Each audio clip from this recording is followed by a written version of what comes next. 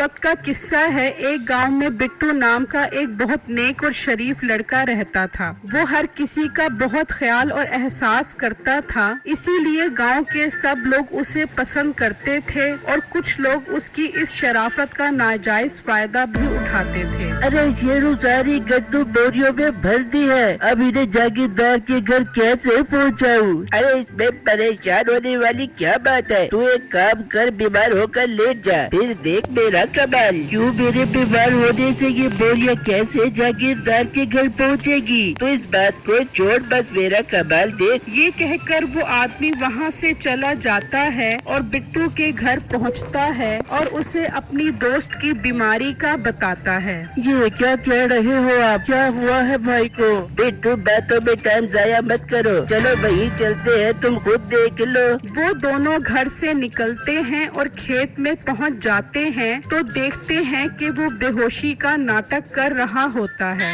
ओहो, ये भाई को क्या हो गया? ये बेहोश क्यों हो गए? बिट्टू, ये गंदम की बोरियां उठाकर जागीरदार के घर ले जा रहे थे कि अचानक ये बेहोश होकर गिर गया। बेचारा क्या करे, बोरियां भी तो पहुंचाना जरूरी है ना। भैया, बोरियों की फिक्र मत करो, वो सब मैं पहुंचा दूंगा। आप किसी डॉक्टर को लेकर आओ, तब तक मैं बोरियां जागीरदार साहब के घर पहुंचा कर आता हूँ। वो वहाँ से चला जाता है और दरख्त के पीछे छुपकर बिट्टू को बोरियां उठाता देखकर खुश हो रहा होता है। बिट्टू एक एक करके सारी बोरियां जागीरदार के घर पर रख देता है। बिट्टू ये सब करने में बहुत थक जाता है, मगर उनको तो बिट्टू पर बिल्कुल रहम नहीं आता। मालिक, सारी गंदम की बोरियां इकट्ठी हो गई हैं, क्यों ना इन्हें गांव के लोगों में तकसीम कर दिया जाए। नहीं, गांव के लोग कोई जरूरी नहीं है जो उनको पूरी पूरी बोरियां दें, सब बोरियों को आधा आधा करो, उनके घर पहुंचाओ।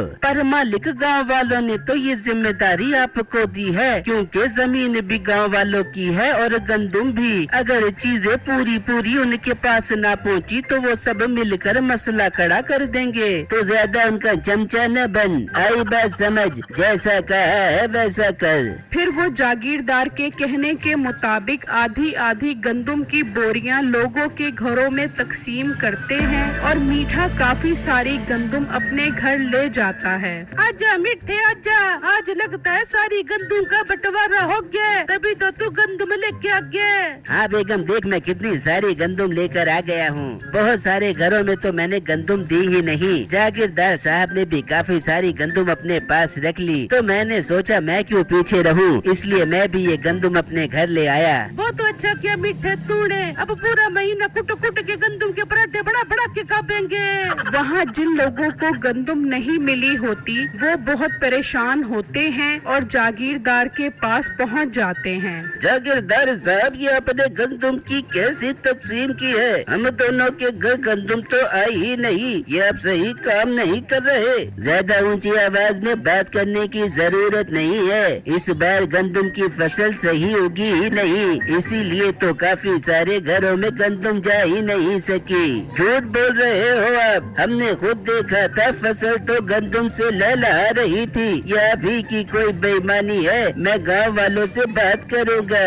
फिर वो वहाँ से चले जाते हैं और सब गांव वालों के बड़े आपस में मशवरा करते हैं कि इस जागीरदार को मजीद जिम्मेदारी नहीं देंगे, बल्कि उसकी जगह किसी और को ये काम सौंपेंगे। वो सब मिलकर उस जागीरदार को उसके ओहदे से हटा देते हैं और उसकी जगह बिट्टू को ये जिम्मेदारी सौंप देते हैं। भाई साहब, मैं तो एक आम लड़का हूँ, मैं इतनी बड़ी जिम्मेदारी नहीं ले सकता। नहीं बिट्टू, तुम बहुत शरीफ और ईमानदार हो, ये जिम्मेदारी तुम्हें लेनी पड़ेगी। इस तरह सब गांव वालों में गल्ला बराबर तकसीम होगा और सब लोगों की जिंदगी आसान हो जाएगी। उन सबके इसरार करने पर बिट्टू रजामंद हो जाता है और जागीर के मनसब पर बैठ जाता है। जागीरदार को इस बात का बहुत दुख होता है और वो गांव वालों से इंतकाम लेने का सोचता है। मीठे, मैं इंतकाम की आग में जल रहा हूँ और सारी गंदम भी हमारे हाथ से निकल गई है। तू कोई ऐसी तरकीब लड़ा के गांव वालों का एतमाद हम पर फिर से बहाल हो जाए और हम फिर से मुफ्त की गंदम जमा कर सके। मालिक, मेरे पास एक बहुत जबरदस्त आइडिया है, आप सुन سنو گے تو خوشی سے پاگل ہو جاؤ گے۔ بتا میٹھے جلدی بتا۔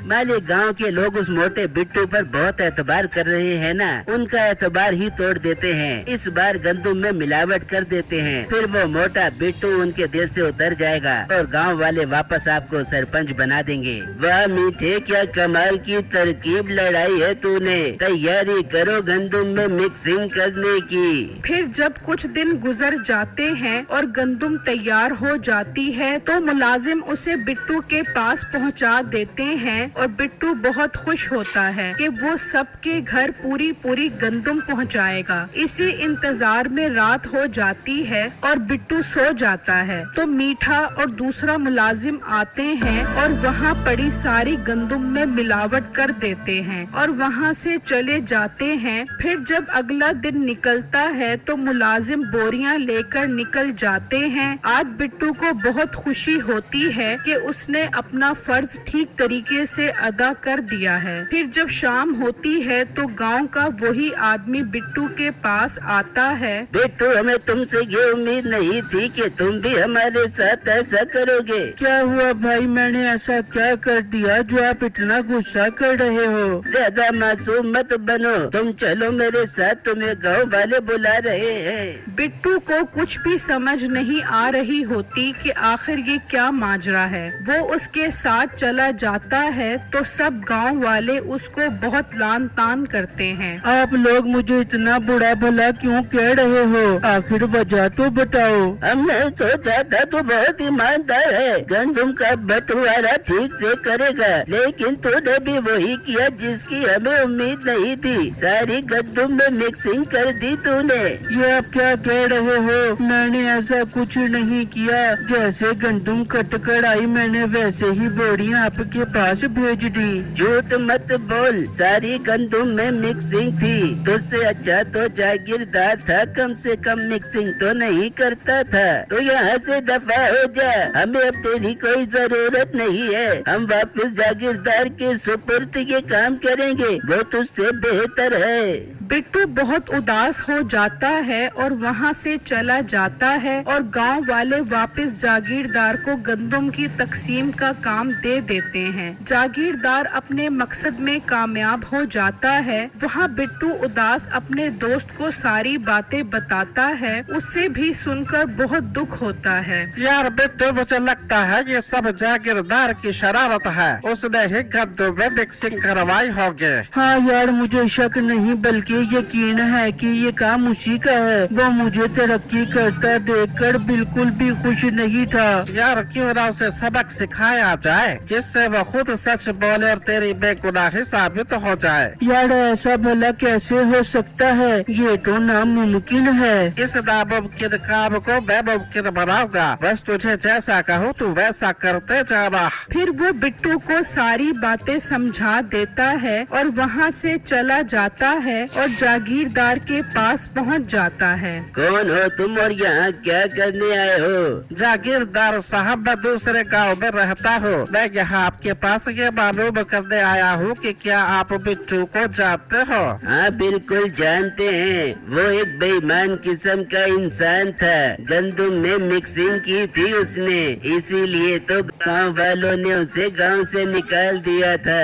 اوہو، پھر تو اس نے خودکشی کر کے بہت اچھا کیا۔ کیا اس نے خودکشی کر لی؟ ہاں، اس نے خودکشی کر لی ہے اور ہم نے اسے اپنے ہی گاؤں میں دفنا دیا ہے۔ یہ کہہ کر وہ وہاں سے چلا جاتا ہے تو جاگیردار کہتا ہے، میٹھے، کیا واقعی یہ سچ بول رہا ہے؟ تو ایک کام کر، جا کر دیکھ بٹو مرا بھی ہے کہ نہیں۔ میٹھا نکلتا ہے اور اس کی بتائی ہوئی جگہ پر پہنچتا ہے تو دیکھتا ہے وہاں بٹو کی قبر ہوتی ہے۔ اسے یقین ہو جاتا ہے کہ بٹو مر گیا ہے۔ وہ واپس آ کر جاگیردار کو بتاتا ہے تو وہ بہت خوش ہو جاتا ہے۔ ارے واہ، اپنے راستے کا کانٹا تو اب ہمیشہ کے لیے ہٹ گیا ہے، اب تو ہم سکون سے چودھری بن کر اس گاؤں میں رہیں گے۔ وہاں بٹو کا دوست اسے بتاتا ہے کہ اس نے جاگیردار کو یقین دلا دیا ہے کہ بٹو مر چکا ہے، اب وہ بھوت بننے کی تیاری کرے۔ پھر جب رات ہوتی ہے تو وہ سب بیٹھے ہوتے जाते हैं कि अचानक वहाँ बिट्टू आ जाता है। उसे देखकर वो डर जाते हैं। अरे बिट्टू, तुम तो मर गए थे, फिर तुम वापस कैसे आ गए?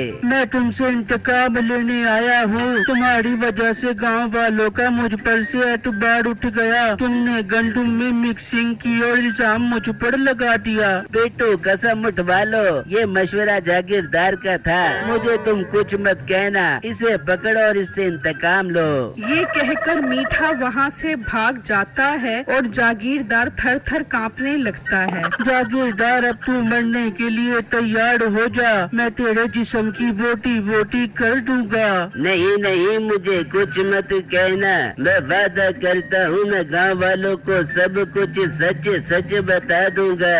फिर अगला दिन होता है तो जागीरदार गांव वालों को सब कुछ सच सच बता देता है, जिससे सुनकर सबको बहुत गुस्सा आता है और तभी बिट्टू भी वहाँ आ जाता है। ये क्या, तुम तो मर गए थे, फिर तुम दिन में वापस कैसे आ गए? क्योंकि मैं मरा नहीं हूँ, बल्कि मैंने अपने दोस्त के साथ मिलकर तुम्हें बेवकूफ बनाया है, ताकि तुम गांव वालों को सब कुछ सच सच बता दो। अब तो जागीरदार बुरी तरह फंस चुका होता है। फिर वो बिट्टू को वापस गंदुम की तकसीम पर लगा देते हैं और जागीरदार और मीठे को अच्छी